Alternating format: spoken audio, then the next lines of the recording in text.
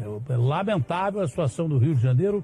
Ô Pedro, a coletiva acontece agora, estava por acontecer às 6h30 da tarde. Coletivo do senhor governador, secretário de Segurança e tudo mais. Você está aí ainda, Pedro? Exatamente, estou aqui ainda, Datena. A coletiva foi marcada inicialmente para 6h30 da tarde, mais cedo. Toda a cúpula da segurança aqui do Rio de Janeiro, governador Cláudio Castro, estava reunido com o secretário de Polícia Militar, Luiz Henrique Pires, secretário de Polícia Civil, Marcos Amin, que assumiu, inclusive, na semana passada. Eles estavam todos reunidos agora há pouco e marcaram uma coletiva de imprensa para 6h30 da tarde no Palácio Guanabara, que é a sede do governo do estado. Até agora não começou, a nossa reportagem também está no Palácio Guanabara acompanhando toda a situação. Mais cedo, o governador Cláudio Castro publicou uma postagem nas redes sociais parabenizando os policiais que participaram da ação que aconteceu mais cedo, a ação da Polícia Civil, que terminou com a morte do sobrinho do milicianozinho, que é apontado como atual chefe da milícia ali na região da Zona Oeste. Ele, que é também o filho do Eco, miliciano que foi morto em 2021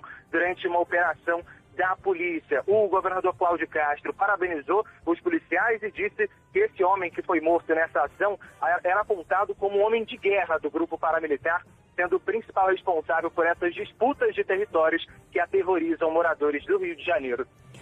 Mas Pedro, não sei, você há de concordar, sob que pretexto tenha morrido o cara, isso não justifica, você entendeu? Se tivessem matado o Gandhi aí, tinha que chamar a polícia e dizer, olha, o Gandhi foi morto aqui, entendeu? E vocês vão atrás de quem matou, você entendeu? Agora, quando um criminoso é morto, justifica-se menos ainda, tanto quanto se fosse uma pessoa comum, tem que se chamar a polícia, a justiça tem que ser feita. Bandido fazendo justiçamento e queimando ônibus, isso é inaceitável. Esse país aqui está de ponta cabeça e o rabo está abanando o cachorro.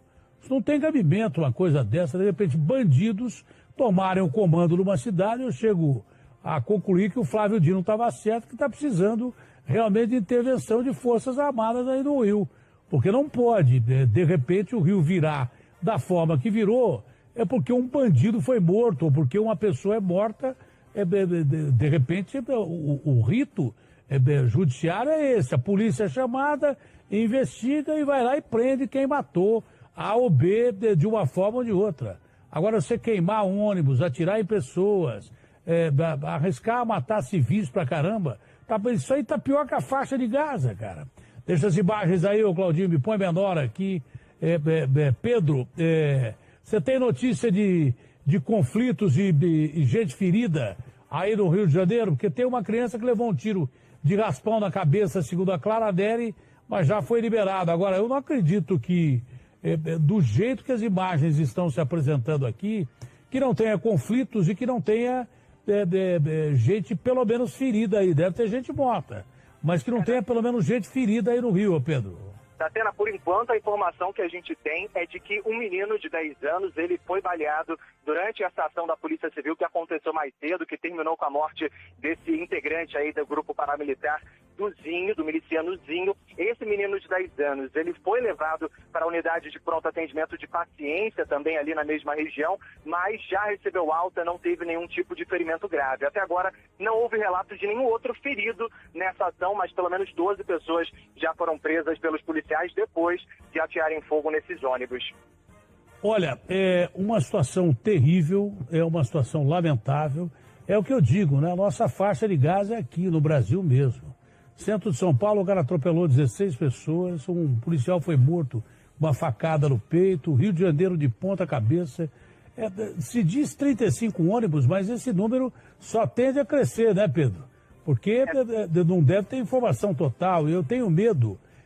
Eu sei que não tem confirmação oficial nem de gente morta e nem de gente ferida, a não ser essa criança. Mas no trabalho de rescaldo, eu não sei o que vai aparecer. Se tem mais ônibus queimados, começamos com 10, 12 ônibus, depois foi para 20, depois 21 e agora 35. Deve ter mais ônibus queimados. E como é que está a situação do trânsito do Rio desse exato momento, Pedro? Esse número, como você disse, é um número que vem aumentando minuto a minuto, inicialmente um número bem menor.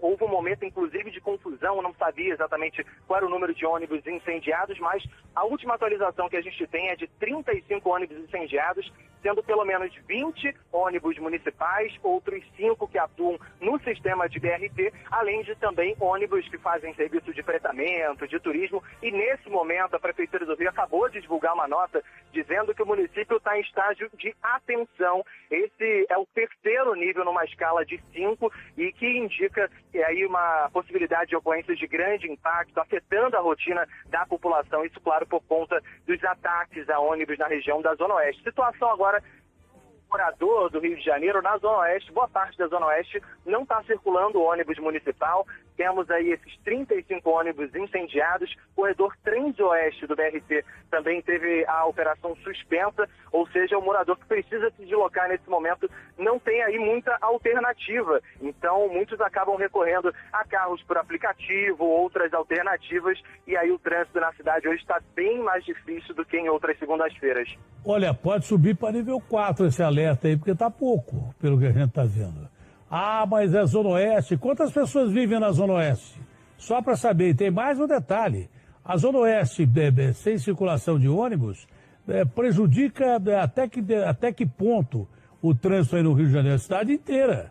Não é? Porque o Rio é morro de um lado, a cidade no meio e mar do outro. Não tem muito para onde correr. Qualquer lugar que pare o Rio de Janeiro, em determinados bairros, acaba se refletindo no efeito cascata pelo Rio inteiro, não? Pois é, Datena.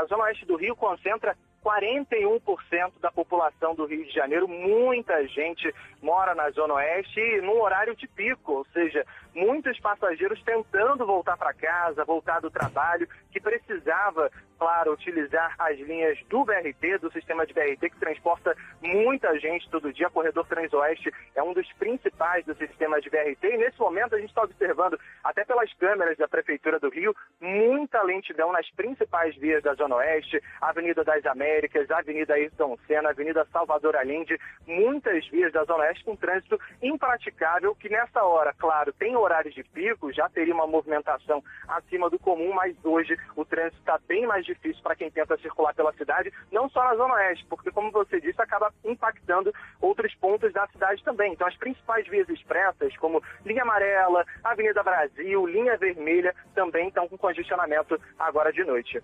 Bom, esse é um dos repórteres revelações que nós temos aí da rede Bandeirantes de Comunicação. O Pedro Dubal, Band News Rio de Janeiro, ele volta daqui a pouco com mais informações. Temos a Fernanda Cal.